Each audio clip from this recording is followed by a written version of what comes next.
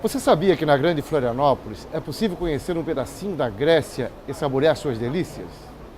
Toda sexta-feira, com reserva, no restaurante Ilhas Gregas, você pode saborear o moussaka congelado, que também está na Rede Imperatriz, à sua disposição.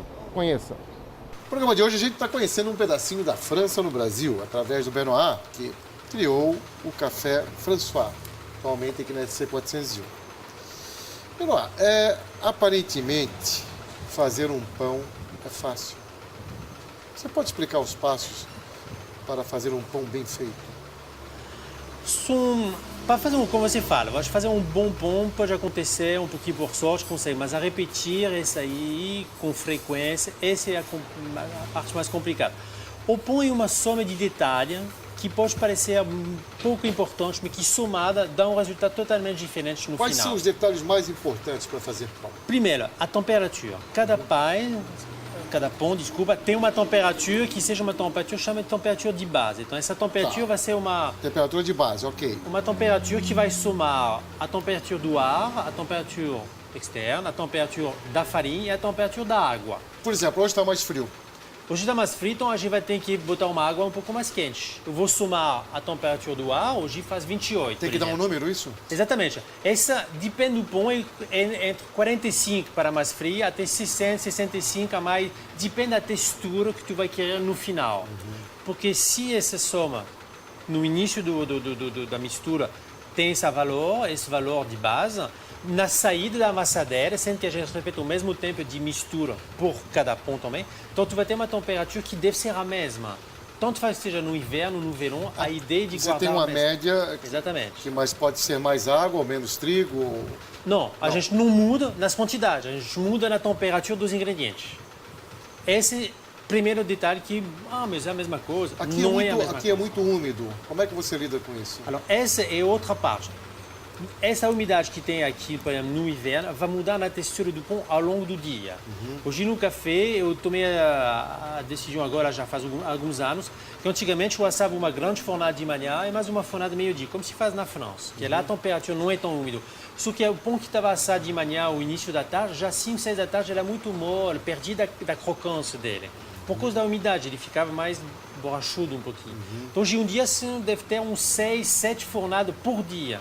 Ah, você dividiu. Eu faço pouco. Às vezes a pessoa fala, chega às 3 da tarde, mas não tem baguete. Não, porque a fornada da 3 vai sair daqui a 5 minutos. Mas pelo menos 80% dos clientes do Café François levam um pão quente. Quase. Porque esses pães são assados... Isso obriga você a fazer várias fornadas. Mas a qualidade ficou muito melhor no início. Então a gente se organizou para que tenha uma equipe um pouco maior, mas assim sai o tempo todo. É verdade a fama dos franceses carregarem sempre uma baguete embrulhada debaixo do braço? Já foi. Agora todo mundo tem sacola, todo mundo.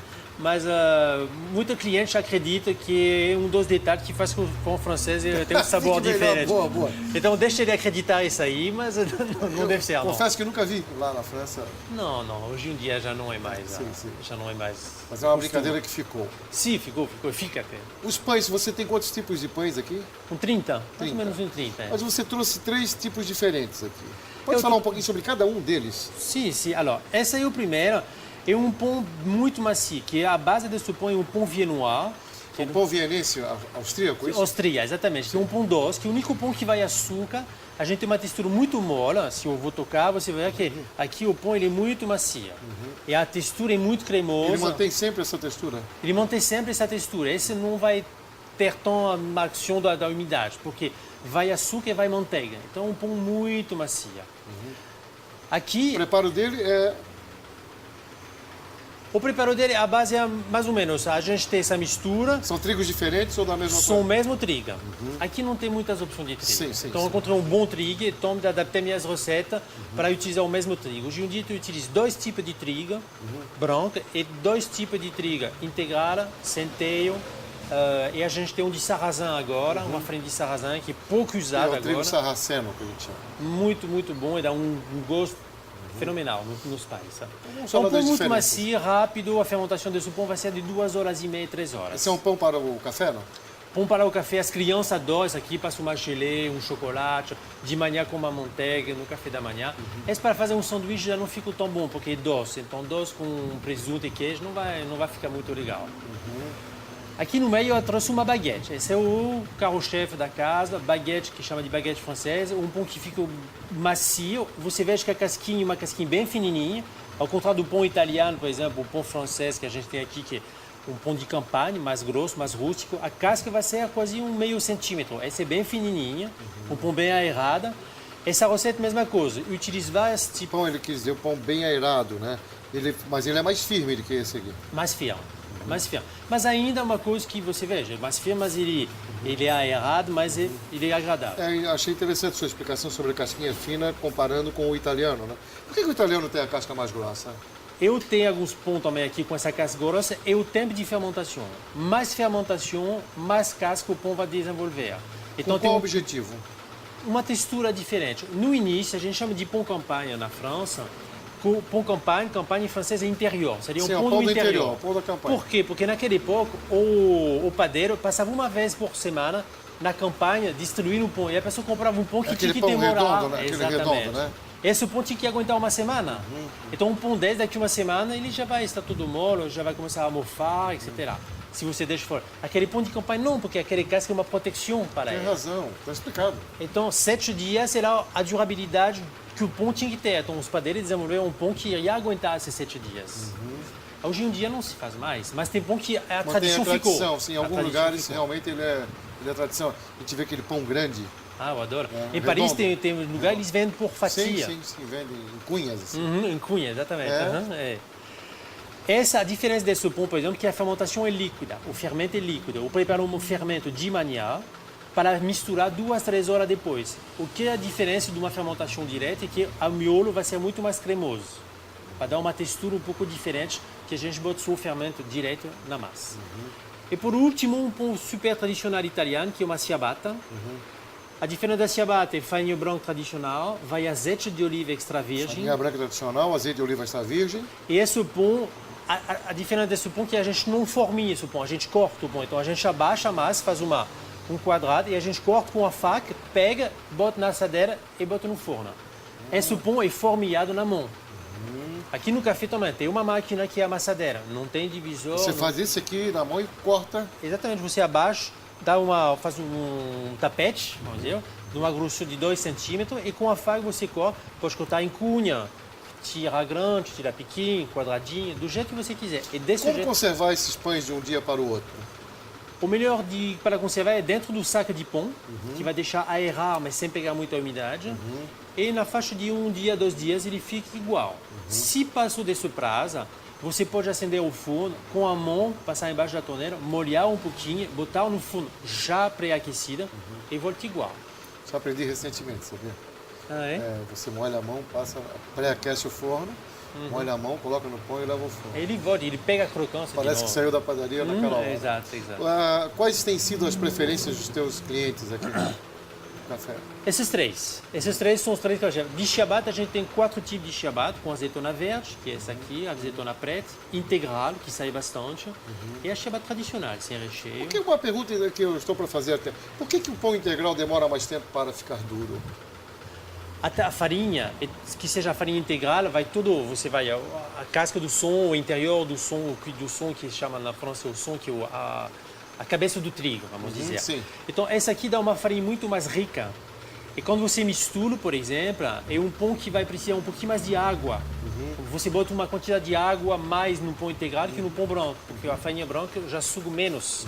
Então, sendo aqui, o pão é mais umidificado, então ele vai se aguentar, ele vai ficar mais macio um bom tempo. E um pão integral também, um pão integral que você corta fatia bem fininha, se não ficou enjoativo também. Um pão que já é mais pesado, um pão que fica um pouco mais... E hoje ele vem ganhando espaço, né? Muito espaço. O pão integral. Apesar também de dizer o pão integral, muita gente vê, o que é um pão integral? 100% integral. Poucos lugares fazem isso aí, quase nenhuma. Porque é incomestível um pão 100% integral. Não ficaria bom, né? As pessoas, não, mas eu vi um lugar que ele faz 100% integral. É quase, não vou dizer que é mentira, mas é uma coisa que é muito rara e ao contrário. Não é fácil, né? Não, porque a farinha pura, integral, é muito difícil de trabalhar. E o resultado fica um pão muito duro, tu tem que fazer uma fatia do meio centímetro, senão fica uma coisa muito forte. Bem, vamos falar agora do seu bife bourguignon. O que é o bife bourguignon? É uma carne ensopada? Uma carne ensopada, Qual exatamente. carne? Qual corte? Eu pego aqui o músculo. Que apesar de ser uma carne mais barata, é uma carne que é ainda mais engordado, como dizer, que é uma carne que vai ficar mais durinha e com o tempo esse é um prato que vai assar 5 horas. Então tem que ter uma carne que vai se desfiando aos poucos, que vai se desmanchar aos poucos.